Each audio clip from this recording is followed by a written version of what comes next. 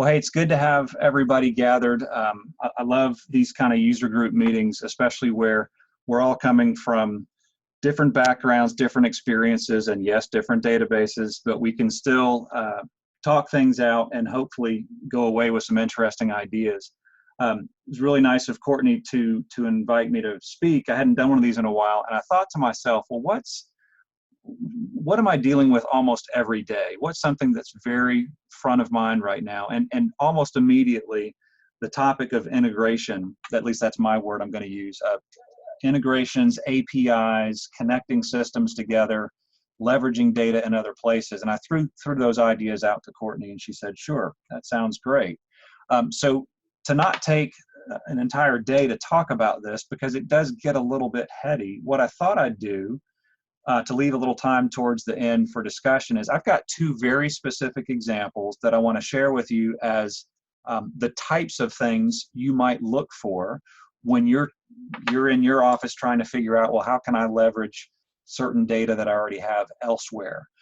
These examples that I'll show today, I know for a fact some of you are familiar with because I can see who you are and where you work. But they are examples that are a part of our life at Full Sail. These are things that we do as a part of our marketing, as a part of our client experience program every day. So it's not just stuff that we're doing with customers. And I wanted them to be as real life as possible for this group because I know you guys have a lot of real life stuff going on. What I thought I would do, and for those of you, and I know there's some on this call who are a lot smarter than me, but what I thought I would share with you for a second, if I am sharing, let me make sure. And what you should see is a nice blank whiteboard. I want to just give you a little context when we're talking about APIs and integrations, what we're saying here. Does everybody see a blue box on the left-hand side of the screen? Just somebody say yes. I'm just seeing white, Kevin. Okay. That's all I see too. Hopefully that will start to show up here in just a second because I have drawn the box. While we're waiting on that, just imagine whatever you consider to be your core data system in your company. And if you don't immediately have something that comes to mind, that's probably an opportunity for a pretty important discussion outside of today's scope. You know, for some people, it's the project management system. For some, it's the core financial system. For many of you, I hope, that's all the same answer as much as possible. Has anybody seen my blue box yet? I do not. Oh, bummer. I practiced my whiteboard drawing for this too. All right, let me give it one more shot. Share screen. Which do you want to share? Let's share this monitor here. Okay, how about now? Yes. Okay. There we are. Yeah, so this will be really quick. So here is the system I'm just going to call the ERP. Now, for most of you, that means it's the system that contains things like clients and contacts and projects, maybe pursuits, and who knows what else. But it's where the single source of truth is supposed to be, all right? And over here maybe is something that we'll just call a third-party something. Might be a marketing application, something hosted in the cloud. Today's examples, by the way, will be a mass emailing tool, which happens to be MailChimp. We'll also look at a client survey tool that is third-party, meaning it's not the same thing as the ERP. And who wouldn't want 3 parties in one day, right? But it also has the same thing going on. It's got clients, contacts, projects, and to some certain extent, the same things are supposed to be in both places. And we're not going to get in today to, well, what direction does it go and how to make all that happen? But generally speaking, what I want you to think about as in the middle here, it's the role of the API. That stands for Application Programming Interface. And it's some combination of tools and process and mechanics that allows for this data that we would prefer to put in only once to live and breathe and be maintained in multiple places, right? So that can get pretty complex, but if there are solutions you put in place, I mean, think about it. I only drew one third-party application. Maybe there's 5 of them. But the point is, eventually things can get a little bit chaotic and out of control if I don't think about how I can leverage this initial data that I came up with in my core system in other places. So that's the concept. And this is what came to my mind as, yeah, that's something I'm trying to figure out every day. If none of that made sense to you, I want to deal with it a little bit down the road here in Q&A, because I want to get right to my examples. What I'm going to do, if I can share my other screen, is real life stuff. I was joking with Courtney a minute ago. This is not PowerPoint. I did not do any slides. I'm going to show you some real life stuff, and I just need to switch over to my other screen and we'll get started. While I'm doing that, everything's still coming through okay? Somebody give me a yes or a no. It went back to the main, so I don't see anything that you're Hopefully sharing you yet. see something new now. Yes. Okay. Here's where we're going. I have in the upper left-hand corner a typical industry database for project management, clients, contacts, CRM, also happens to be accounting in this case. We'll talk about that in a second. And in the lower right-hand corner, I have 2 instances of third-party applications. I told you a minute ago, one was going to be a mass mailer that happens to be MailChimp. I'm already logged into my account. The other one happens to be a client feedback management system designed to get feedback from clients as you are delivering your projects. Both of these 2 are examples, like we showed on the whiteboard, of applications that have all the same buckets you would expect for a professional services management system: clients, contacts, projects, etc. So what I want to do is construct 2 real quick scenarios here for you that hopefully will illustrate this concept. Kind of like Julia Childs always did in the kitchen, I already have one baking here. So you'll notice a marketing campaign in my database is simply a place where I can aggregate audience members for whatever my initiative might be. And in this particular case, I'm simply gathering together a list of people that I intend to, on a regular basis, send mass emails to. Maybe it's a newsletter, maybe it's who knows what purpose it might be for, but I'm aggregating that in my database. And of course, all the data you see here is simply contact data that just comes in. And the challenge I'm noticing as this is today's task, is that we've been focused on this initiative in Florida and Tennessee. Okay, by the way, let me mention, the audience is also already out in MailChimp. So I created this thing back in December. It was a new list then. You can see there's 5 contacts here. It is that list of 5. So today's exercise is not creating it the first time, it's expanding the initiative, okay? So my example is going to be, we were focusing on Florida and Tennessee up to this point, but I'm a Georgia boy, and I just cannot reasonably leave Georgia people out. Right, Lindsay? Anyway, Lindsay's a Florida person. So I'm just going to go in and look for all the Georgia people in my database, which that was not very hard because I have great contact management already happening. And I'm just going to grab all those and add them to my master list here. Now, yeah, I already have, by the way, the API built in. This is not something that I'm going to do on the fly. That was work already done. What I'm illustrating today is the greatness that happens later in the marketing department because of the API. So I've added people to my list. I'm simply doing save. And in this case, I have a location built where all the commands drive the API between my core system and with the external third-party application. So I'm repopulating that list. In this case, that's what that button does. And I'm going to talk for a few seconds while it does its thing. And probably as a marketer, what I would probably do next is not sit here and watch the contacts go through. I'd move on to the next fire that I had to be fighting, especially if I had maybe 100 or so or more. Obviously, today's example is simple, and keeping the list short with that in mind. So let's see if it's refreshed yet at this point. Looks like it has. I'm going to open up this master audience now and dig into the data that's in my third-party tool. And just like you would expect, the list is now 12 instead of the original 5.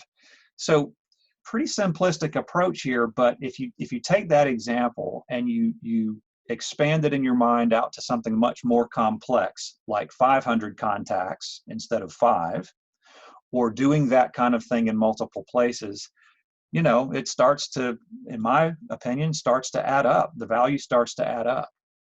Not to mention, and I won't do this, but I'll point out, I tested it earlier today. If you look right here, Betty's email address used to be B Fowler, and she told me it changed to B Fowler 1 because she was getting too much spam. But she was polite enough to tell me. So I made that change, of course, not in MailChimp, but in my core system. And then the next time that the list got populated, those changes were replicated here. What I really like about this one, I was thinking about this earlier today, for especially those of you who work in big firms where there's no choice but to divide up the marketing load. There's just literally too much for one person, maybe even 2 or 3 people to do. And you're big enough as a firm to have the luxury of dividing the marketing load amongst multiple people. Well, in this case, I could certainly see dividing the load. You put one person in charge of data maintenance, perhaps, and they're the ones making sure that the email address changes happen and that the list gets populated. And then you have another person or team who's actually responsible for the external communications, writing the newsletter, coming into MailChimp and designing the layout, those sort of things. If you're one person that has to do all of that, well, then every technology tool possible can help, right? But for those of you in big firms, there's nice ways to divide up the labor here. So there's one example. Let me very quickly go find a project record as we shift gears into more of a project-oriented situation. So this could be marketing. This could actually be an example that a project manager could do, because we're going to dive right into a project in my system here. And this example is going to be a project that's ongoing. It's a commercial office complex. So just think of a typical maybe design or construction project. And I'm going to pretend to be the project manager, feeling like, you know, I need to solicit some feedback. It's time to do that. It so happens that I have a system in place, a third-party application to allow me to do that. And I'm going to use some of the data in my core system that you might expect would be necessary to deliver an email-based feedback request to people on the project. So first of all, on the Balboa office project, I'm simply going to look at the people that I already have assembled as the relative contacts on this project. You'll notice it's different people working for different firms who had obviously different roles. Well, it so happens that this particular API setup or this integration setup takes that same list. I'll just widen the screen up a little bit here. I'm focusing mainly in this area to show you that those people are already there. So this functionality in particular, the example is a survey system. So I'm just going to come in here and say, yes, we want to do this for each one of these 4 people who are involved in the job. This particular system requires me to say, well, which survey do you want to send? And we're going to focus, let's say, project closeout. Maybe it's towards the end of the job. And Tuesdays are really good days for surveys. So we'll say do it next Tuesday on the 18th, okay? And then I'm going to push the button that says send the survey. And again, there's obviously a lot of baking that this cake did before today, but again, we're focused on, once it's in place, what kinds of things can I do, right? So 4 people are gonna get this. Let's go out to our survey tool. Again, as a marketer, I'm probably moving on to other things. I may not sit here and watch the actual thing that is supposed to happen.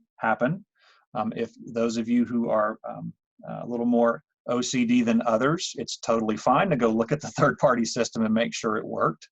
But most of us have plenty of other fires to go fight.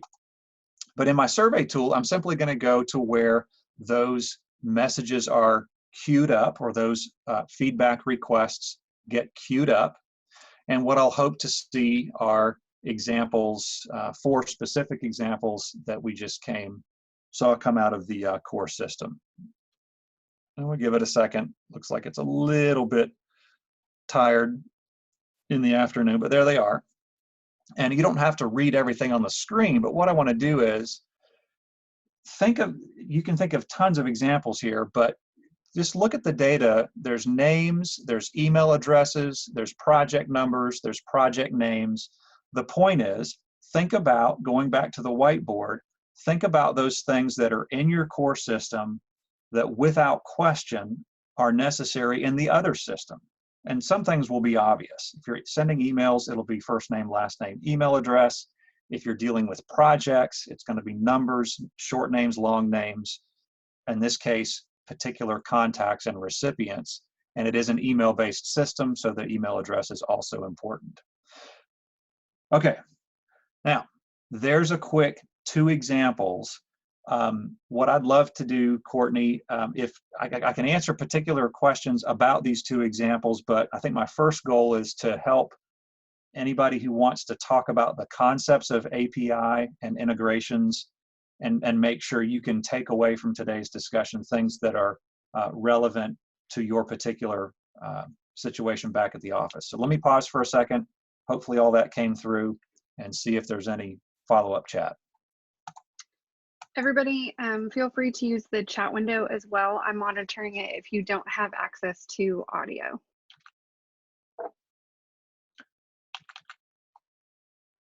And first of all, did that generally make sense? Did those 2 examples help illustrate the concept? Is what I'd love to hear from people. I think that it was great. I want to hear from other people as well, but I live and die by the philosophy that which has been typed should never be typed again. So I love the idea of integrating as much as possible.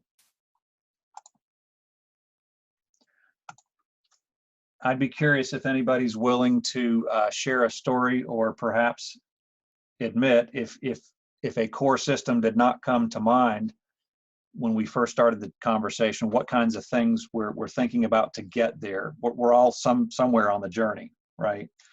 And I think it's one of the most important things you can help your firm do is to find ways to consolidate and get more functional areas of the firm to rely on the same information. Anybody got any comments about that?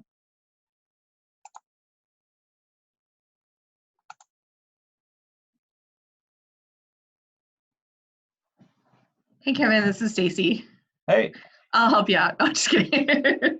Yeah. What did I say wrong, Stacey? I mean, I've seen it done lots of ways, but I am kind of curious. One of the ways I keep thinking of this is years ago, I was with a firm that had like a homegrown portal. I think it was like a SharePoint site with a SQL background, basically, where employees could go who didn't have access to our full ERP for whatever reason. They were either hoarding licenses or whatever. Is that still something you guys do? Like where you match up with like just a visual for people to see, not even necessarily a retype? Or yeah, that's a great point. And we're going to very quickly get to the point where Kevin's expertise runs out, but I know some people. But this, what Stacey just described there, I'm going to kind of broaden it out to business intelligence, where you're consuming the info, you're getting your answers, not necessarily through the screens. Like, meaning, where's my example here? Like if this is my database, I can consume information off that screen right there. Well, what does that mean? That means you got to train me how to do that. I have to know what the tabs mean and what all the fields are and all that good stuff. Oh, I actually have to know how to log in. But if I can put maybe a tool that does only what I ask for, like maybe I'm only looking for utilization data, or I'm only looking for our hit rate, our win-loss rate, or whatever it is that my job entails. And I can start to think of the information in little components like that. Yeah, I can either hire somebody or build that expertise in-house to dig around, as they say in the back end and dig into the data itself rather than through the application, and then pull out special things. And there's a lot of that happening, maybe in some of your firms. I will say this out loud amongst this group, that I'm on the fence, because as software consultants, we're in the business of taking a particular asset that the firm's invested in and making it more valuable. And that means, log into it, learn how it works, and get the answers that you need. While at the same time, there are all kinds of tools on the market now, third-party applications, many which are very low cost and many which are not low cost, that are designed to get around this bottleneck of fill in the blank. I don't like the way it looks. It's not user-friendly. It's the wrong color, whatever. And so as a consultant, I'm always on the fence about trying to push more down the road of, hey, you've invested in this, why don't you learn a little more about it? Versus there's some really cool third-party tools right now that bypass all those challenges, and you can make the graph whatever color you want. So it's a really good point that Stacey brings up. And by the way, she mentioned SQL and SharePoint. I didn't mean to gloss over that, but most databases fall into several camps, key camps. And there's not very many of them. And so generally, as long as it's, and they'll fill in the blank, it's Oracle, or as long as it's SQL, these third-party tools can connect right up to them, as long as you know what you're doing, know how to get there. And it doesn't really matter what the front side looks like. So it's a very important consideration, and we are doing a lot of work where people are choosing to kind of go the third-party route to put those answers together. What else?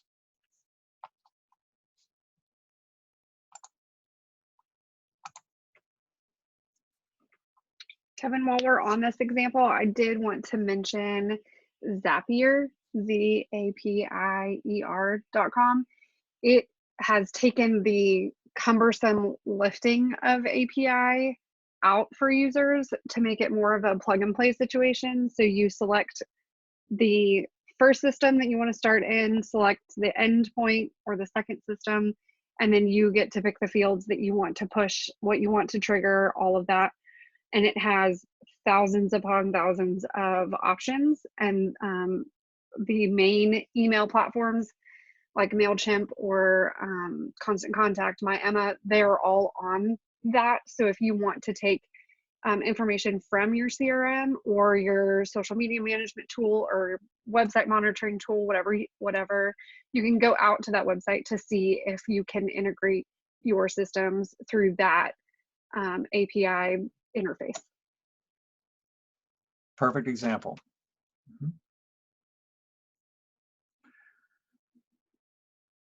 Well, that's kind of what I had to say. If there are any particular questions about the examples, or anybody trying to get this started in 2020?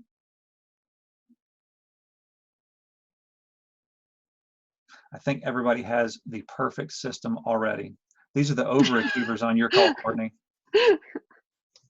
Oh God, no. Please. I feel like they're here to soak it up. Have you seen this? Client feedback one is awesome. I would love to do that. Yeah, that's where I was going to. Yeah, of all the things we've goofed around with at Full Sail, it's one of my favorites too. Mainly because I'm the one who's dealing with the fire. I'm not trying to make it sound bad. Let me give you the example. Yesterday, just yesterday, it took me about as much time as I showed you in the example today. Now, I had done some homework. My system is looking for projects that qualify and kind of building the list on its own, not with my involvement, but over time. So yesterday, I spent probably about twice the amount of time I have on this call today, no more than half an hour for sure. And I got 100 surveys out the door. So think about the scale thing is what matters too. With data, sometimes it takes the exact amount of work to get one thing done as it does 100 things done. So if you've got some kind of a process or some kind of a function that can scale, then these kind of tools, it's not linear. It skyrockets in how they pay for themselves or the value that they start to return over time. So my example was what I showed you today. I went into one project and sent out 4, but yesterday's task that we do generally every 6 to 8 weeks, supposedly every month, but it ends up being about 6 to 8 weeks. We round up all the projects based on certain business rules and timings, and we get, with the same button push, we get 100 out the door, not just 3 or 4. And same amount of work, essentially. So it's one of my favorites. Any other questions?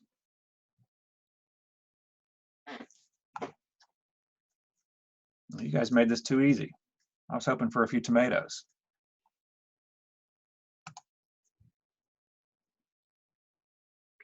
Anything I know else? Kevin's a wealth of knowledge, so even if you have other general questions, I know in I Build Business, you and I talked about user adoption.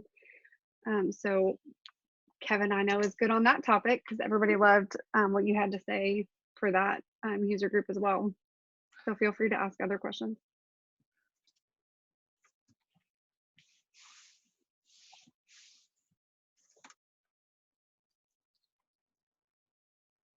That's a hard topic. If it were easy, we'd probably all be out of work, but This is true. it's something to keep working on. So Kevin, a lot of us, or I think I know at least a few of us, are not complete ERPs. We are system to system. So we're going from one finance system to maybe a marketing information or a CRM system, or in my case, all 3. Yeah. Which it leads us exactly to what you're talking about, is that back end, one place for all things, which is awesome, except that you have to pick and choose which fields you want to be able to do that with. So I guess I'm curious if you have any advice for, those types of situations where you've maybe got one place for finance, one place for marketing information, maybe even another place for CRM. In terms of like who owns what, or all those different connectors, like how often do they connect, that kind of stuff. Yeah, that's really good. I was thinking, gosh, if I had to go participate in a meeting tomorrow, with that as the topic, and we're not leaving, the door's locked, and we're not leaving till we figure it out, what would I say? What would I ask? I think one of the main things is to recognize, no matter how many systems you have going, am I still sharing? Yeah, back to my whiteboard drawing here. You guys see that? Yeah. If you just think of the little hashes I drew and circled, what are those components of information in your system? And let's just argue for a second, it's people, it's projects, it's companies, right? Whatever those main buckets of data. Well, if Bob is a contact in one of those buckets, how can we let Bob's record, however this works, whatever it means, flow through the life cycle of our client relationships? I'm trying to be as broad as possible here. How can we trace Bob's relationship to us, even if it means we have to replicate, I hate that word, we have to replicate his record in 3 different places? Could we do it in a way that could be literally traced out on a napkin? And then when you dig down in the details, like Stacey said, the first system has a list of fields, and maybe the next system doesn't need all those fields, but half of them are there. But at least establish a linking vocabulary between or amongst the 3, so that nobody's asking questions. This is the time sink, by the way. People they sit around the water cooler having conversations about, well, wait a second, is project type the same thing as market type? I don't know. Well, back in December, and it just goes down a rabbit hole. But if we had a list in each of the 3 systems, and the overlaps we all agreed were the exact same thing, maybe we even labeled them the same thing.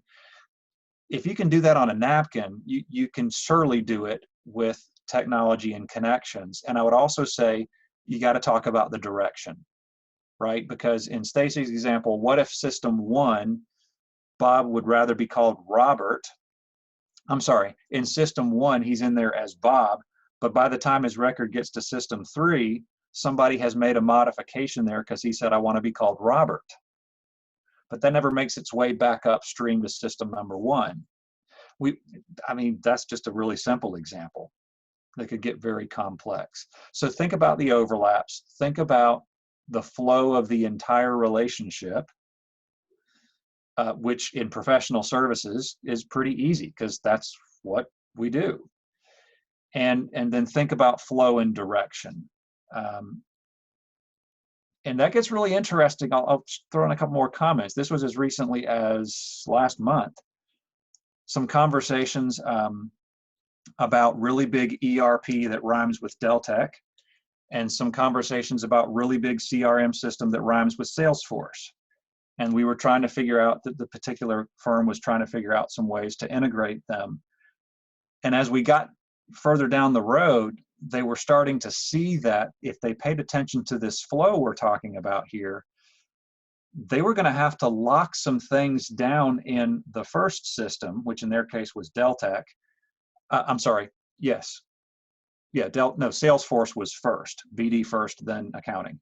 So they were going to have to lock some things down in Deltek that came in from Salesforce that probably half the company was used to being able to modify in Deltek. Now just think about that for a second. Tomorrow or Monday, you go in and say, hey, by the way, you're not going to be able to change the first name anymore on that person in your system. Why not? Well, because the system of record is upstream from here, where it gets created. Now, that's just one example, but I mean, it's real. So hope that helps. Think about flow, think about the entire life cycle, and think about the overlaps, the overlapping pieces of data in the buckets. Is that evasive enough, Stacey?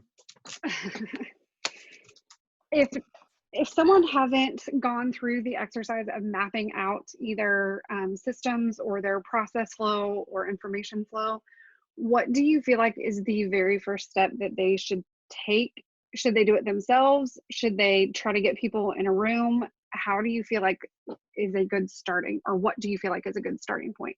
You know, the first thing that came to mind is be real honest with yourselves about who's a data jock and who isn't. And I don't mean that in any way other than some people have this skill set because they want to, and then everybody else runs away from it.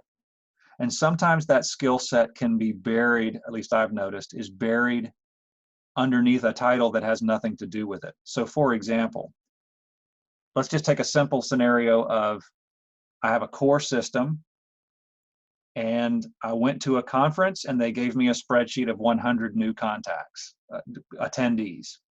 And let's just assume for a second that it was a really good conference and we just want to zippity-doo-dah those 100 names into our database. And we don't, like Courtney said, we do not want to type them, preferably. So who understands things like getting information in a structured format, which basically means columns and rows, spreadsheets, CSV files, etc. That it's not just about, well, who knows how to import stuff, but who has a mindset that recognizes that if you put the middle initial in with the first name, you're already kind of screwed because you've got two data elements mixed in with one. So whoever is the kind of person who can pick stuff out like that and then very quickly deal with it, clean it up, if you can find that sort of skill set in-house, then you've got all kinds of potential. Because that person, especially if he or she likes doing this work, you give them something to go figure out, and they will go figure it out. Maybe you get a little bit of outside guidance just to make sure you don't drive the car off a cliff kind of thing. But if you have none of that expertise and it's an important enough initiative, yeah, you should find some outside help. But I've found so many instances where somebody's really into it and it's not their stated job, and so you have to kind of ferret through and figure that stuff out. Oh, and then by the way, put a time frame on things, right? If your marketing manager is the person who has really wicked spreadsheet skills for importing, you can't just say to him, well, okay, you can go do spreadsheets for the next month and a half, because the real job won't get done. So you got to find ways to break it into manageable tasks. And yeah, if you're running into walls, get some outside help, especially if it's something that has to get done. I'll give you an example. Your firm acquired 4 new companies in 1 year, and none of their system information is in yours yet. that's a how fast can we start kind of question, right? As opposed to the 100-person list from a conference where you could argue, we'll get around to it down the road a bit. Does that make sense? Yeah, absolutely. What else?